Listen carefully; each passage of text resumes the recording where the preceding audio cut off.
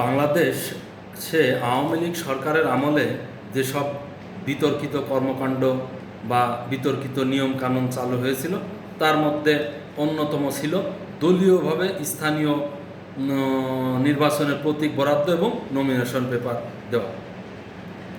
এটা কিন্তু আওয়ামী লীগ সরকারের বিতর্কিত যেসব সিদ্ধান্ত তার অন্যতম সূচনা এই 2015 সালে যে এই স্থানীয় সরকার নির্বাচনে দলীয় নমিনেশন বা দলীয় প্রতীক দেওয়া হতো সেটাই।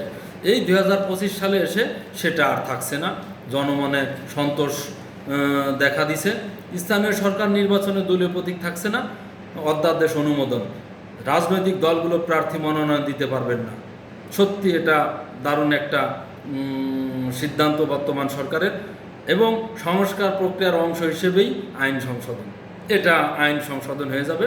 তাই বলা যায় যে আওয়ামী লীগ সরকারের যেসব নীতি নির্ধারকরা ছিলেন তারা দারুণভাবে একটা ভুল করেছেন এবং চরমভাবে দলের বিপর্যয়ের যে সূচনা সেটা এই স্থানীয় সরকার নির্বাচনে যেসব সিদ্ধান্ত নিয়েছিলেন সেখান থেকে যে স্থানীয় সরকার নির্বাচনে দলীয় নমিনেশন এবং দলীয় প্রতীক বরাদ্দ দেওয়া হতো, যার ফলশ্রুতিতে কত যে রক্তক্ষয়ী সংঘর্ষ তৈরি হয়েছিল স্থানীয় নির্বাচনে, এবং অনেকে বিনা প্রতিদ্বন্দ্বিতায় ভোট দিত।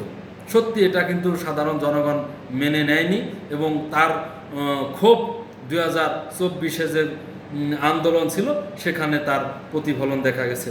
সাধারণ জনগণ এটা তাদের চাওয়া পাওয়া ছিল যে জাতীয় পর্যায়ে যেমন তেমন স্থানীয় পর্যায়ে যেন তাদের মনোনীত ব্যক্তি বা তাদের নির্বাচিত ব্যক্তি যেন শাসন বা তাদের প্রতিনিধিত্ব করতে পারেন।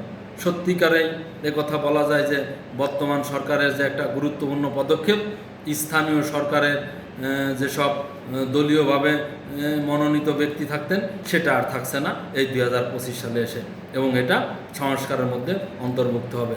ধন্যবাদ বর্তমান সরকারকে।